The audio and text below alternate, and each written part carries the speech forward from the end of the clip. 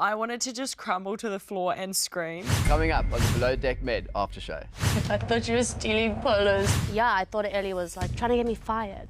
I don't need to sabotage you. You're doing plenty for yourself already. I don't think Ellie was super innocent. Yeah! Says Jono on the tag. I wrote that because I thought it was his. It really could have been me. On her log, she wrote that these black pants belong to Jono. Okay, guys, back there. Is it disrespectful that she's in the car and I'm doing that and I'm getting all fake tan all over me linen pants? Oh my God. I guess I was very insecure in that relationship, but I guess I am no better because my head turned. You've probably done the girl a favour. He's a knobhead. Since you don't know how boats work, seconds you outranks you. So that is who I am. This whole misunderstanding happened in Bri's handover to me. You're making yourself look dumb, and I'm like, bitch, you're dumb. The Below Deck Med after show starts right now. In terms of the laundry log, I think that Aesha should have addressed Bri about it properly, because that's kind of taking it a little too far. You can't do that against other crew members, especially not against somebody who is your supervisor. Were you aware that she actually did do that? No. I liked when you approached her about it, so what's going on with the book of the mean things and the weirdness? She goes, I don't know. I got freaked out. I started writing things down. So I thought Ellie was stealing. I thought she was stealing polos to get at me. I don't know. Why? By itself. Talk to me before you make a full-on burn book. I'm so sorry. I was like, this is so refreshing. I didn't really get to chat to Ellie about it, but I did ask her to write the stuff down and she never did. If you're gonna come in here, you gotta write it down so I know. That's on Ellie. If she thought that it was some sort of burn book or me trying to catch her doing something, which it kind of was. Because, I mean, why else would I keep a book? It's because I can't trust you. You can't trust me. We have issues. Let's write it down in a book. It is my little book of receipts. Accountability. My little black book. And Bri was getting really paranoid at that point for some reason, thinking that I'm trying to fire her. I think that's what was going on. Yeah, I thought Ellie was trying to get me fired. And do you still feel that way now? This is the question. Are you a lost cop or are you a victim of sabotage? Or both. Am I a victim? I don't want to be the victim. Yeah. But sometimes it just pans out that way. She was full on thinking that I'm trying to sabotage her, but the entire time, she was sabotaging herself. Remember, even with colour catchers, you shouldn't be putting lights and darks together. Knock, knock. It's my bad. Do you have a shirt as well, or is that still drying? Oh, the polo. Yeah. It's in the dryer as we speak. I don't need to sabotage you. You're doing plenty for yourself already. And also, why would I want to fire Bri? The entire time I've been trying to help her. Feel free to also just properly press. Another thing that's super important is to remember which cabin it came from. Thank you for helping. I feel like I complimented Ellie a lot, even though we were having our rough patches. If something came up and Ellie had something to do with it, I'd always make sure to say, oh, Ellie helped with that and she did such a good job. Oh, she's so good at this, whatever. I'm happy you got the second position. Congrats. Oh, thank you. But then when things were going wrong, and I feel like it wasn't my fault, she wasn't stepping up to be you know what, maybe that wasn't Sabrina, or in that sense, she was sabotaging me by not standing up to maybe a mistake that she could have made. It was kind of confusing, and it really added to my feeling of being unappreciated by Bri or being kind of disrespected by her, where instead of being grateful and receptive to knowledge, being appreciative that she has a mentor that cares about her, she just went into this battle with me, making me feel like I'm sabotaging her, I'm trying to, ruin her career. If I wanted to do that, I would have just let you fumble on your own. I can't speak for Ellie, but there were good intentions from my side, but also I guess there were also other intentions. You try to with her too? As if I didn't try I don't know, I'm asking. No, I didn't try to with her. I was just trying to keep myself sane. Trying. So I was doing whatever I thought was right in the moment to do that. You were calling on your ancestors. You were all these ghosts better see this bitch. Rub my bracelets, Nana, help me. And frankly, I think she was onto something a little bit. I don't think Ellie was super innocent. Yeah. So she had nowhere to turn. I agree. Dear diary. Wasn't there a time when we found that Ellie actually had made a mistake? Did you know that she mislabeled my pants? Is anyone missing dress pants? Are you? No, I have, man. Oh, So okay. this is an extra one, but it's a 30. I thought it was Jono's. It says Jono on the tag. I wrote that because I thought that it was his. Mine's a 32, not a 30. Dude, what the hell? I was like, it really could have been me. Like, it really could, because I didn't fucking know. Did it make you think, okay, well, those are the pants? I have pants missing. You have pants missing as well. What about that top? My shirt isn't dryer. What about Sandy's white pants? Yeah. They must have been put in with darks or something. They're not white. Copy. It made me think about a lot of things, yes. Where it was are my like, receipts? I mean, in that moment, I wanted to just crumble to the floor and scream because I was like, this whole situation is so twisted and tangled and up. It's like this puzzle that I just really don't have time to figure out. I saw the notebook. I was like, What do you mean a notebook? It was like a whole list of like crimes they committed in laundry. Like, oh, Gail's clothes was found in a washer without a collar catcher. So I thought Ellie was like stealing. I thought she was stealing polos to like get at me. Why? By itself. And I just wanted it to be done. And yeah, I realised that sneaky little Ellie was actually f***ing up too, and it was just very convenient that Bri was a very believable person to pin all of it on. I also just feel like half of the time it wasn't even. Yeah, I know, and that's So everything was just put on me. It was so like sick.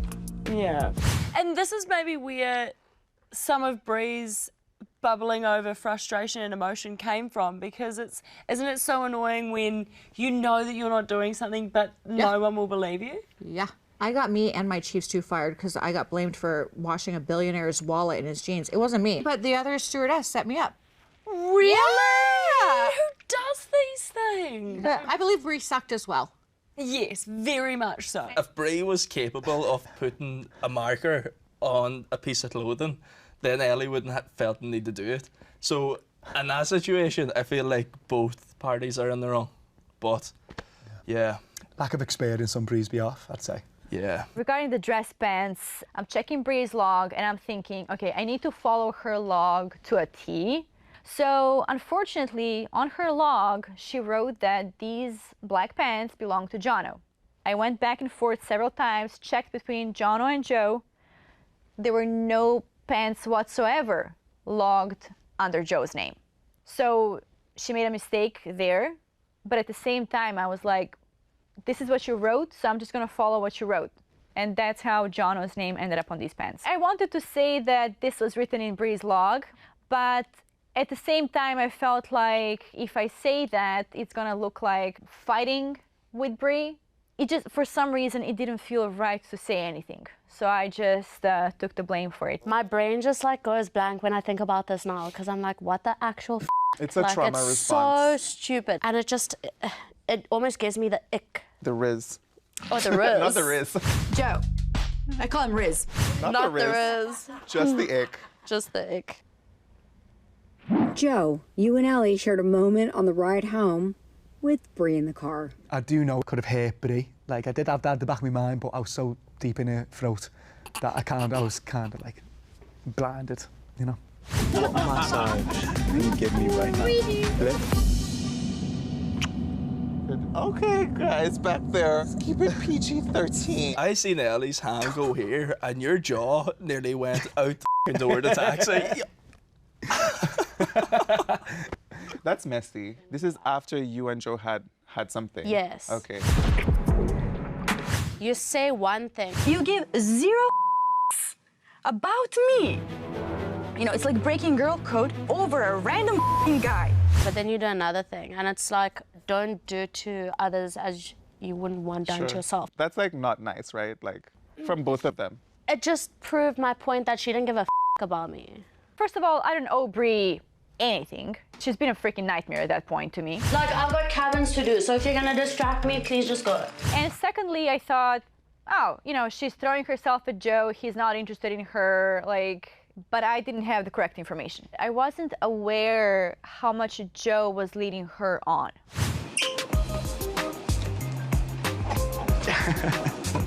Monkey. All the information I was getting from Gael and Nathan was that Joe was attracted to me, Bri's out there throwing herself at him, he can't get rid of her.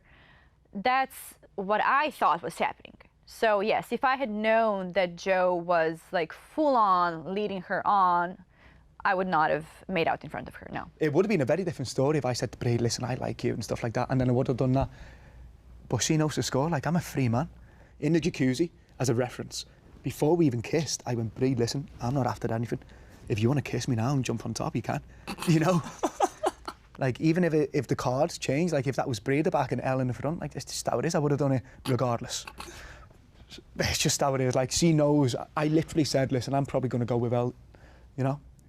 So she knows the game. Is it disrespectful that she's in the car and I'm doing that and I'm getting all fake tan all over me linen pants? Yes. They know for a fact that I'm not into either of them, but I'm open for a dance and a kiss. And they both know that, you know?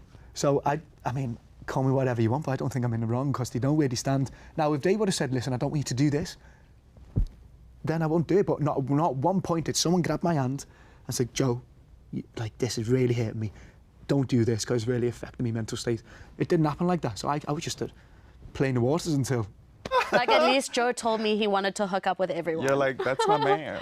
But he is just like a smooth criminal. He's lovely. He's lovely. Besides his actions, which have caused you a lot of heartache. But he's a boy. And I know it shouldn't be an excuse, Men are dogs. but the Men are majority dogs, of them but are... yeah. He's very sweet. No, he is a nice person, shame. I'm not a player. I mean, you could categorise that I'm a player, but I set the standard straight before I do anything. Bri, you've mentioned you felt sabotaged by Ellie this season. Was there one moment where you felt that way? Yes, when she didn't do the cabins. And I haven't gotten around to the cabins yet. Okay. So... What you mean? What you mean you haven't done the cabins? And then I knew. Literally can't even do. You're welcome. Crazy bitch. You were ready to fight. No, but also she was yapping at me like a little chihuahua. Like, she came down and she was just... You don't get to behave like this. You're at work. What is the matter with you? I'm second stew. I am second stew. I'm smarter than you.